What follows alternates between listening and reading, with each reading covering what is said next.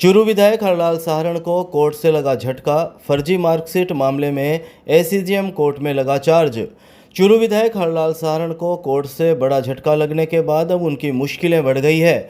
चूरू के कोतवाली थाने में साल 2019 में दर्ज 10वीं की फर्जी मार्कशीट लगाकर जिला परिषद सदस्य चुनाव लड़ने के मामले में हाई कोर्ट से निगरानी खारिज होने के बाद सरदार शहर के एसीजेएम कोर्ट में बहस चार्ज सुनकर हरलाल साहरण पर चार्ज लगाया है। आईपीसी की धारा 420, 467, 468, 471, 120B, 193 में यह चार्ज लगाया गया है।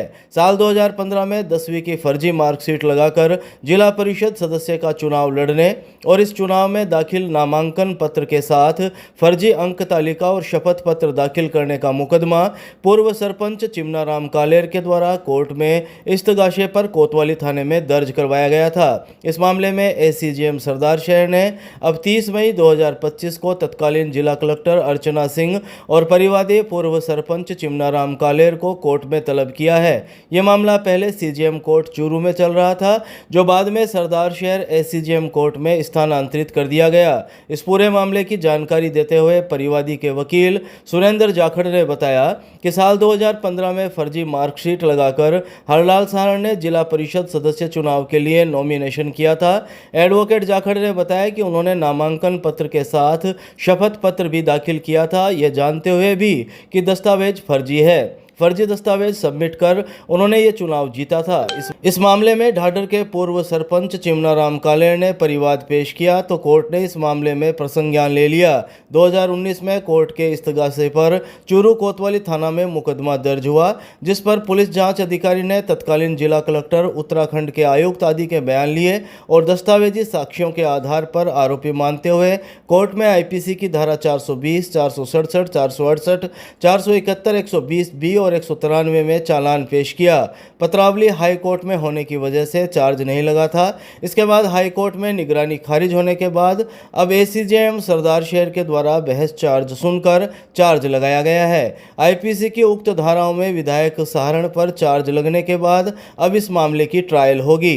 एडवोकेट सुरेंद्र जाखड़ ने बताया कि अब जब तक इस पत्रावली का फैसला नहीं हो जाता तब तक वह चुनाव नहीं लड़ सकते और न ही नामांकन कर सकते हैं। जाखड़ ने बताया कि इस मामले में आगामी पेशी 30 मई दी गई है, जिसमें तत्कालीन जिला कलेक्टर व परिवादी को कोर्ट में तलब किया गया है। पूरा मामला ये जिला परिषद सदस्य रूप में इन्होंने फर्जी मार्कशीट और अंक तालिका लगाकर और इन्होंने नॉमिनेशन फॉर्म भरा था। उसके साथ इन्होंने अपना शपथ पत्र पेश किया था, ये जानते हुए कि ये दस्तावेज है, ये फर्जी है और इनको असली के रूप में काम में लेते हुए इन्होंने चुनाव जीता था। इसके खिलाफ है जब यहाँ पर चिमनाराम जी ढाडर पूर्व सरपंच ने परिवाद पेश किया तो कोर्ट ने इस पर प्रसंज्ञान ले लिया। प्रसंज्ञान लेकर तफ्तीश के लिए इसको फाइल भेज दी आईओ के पास। आईओ ने पूरी तफ्तीश करके अपने पूर्व कलेक्टर साहब थे अर्चना सिंह जी, उनके बयान लिए, उत्तराखंड के जो आयुक्त तो उनके बयान लिए, चिमनाराम जी के बयान लिए और इन बयानों से और दस्तावेजों आधार पर हरलाल जी को मुलजिम मानते हुए कोर्ट में चालान पेश किया गया कि इन्होंने इन धाराओं में अपराध किया 420, 467, 468, 471, 120B और 193, जिस पर पत्रावली है इन हाईकोर्ट में होने कारण से चार्ज लगानी था।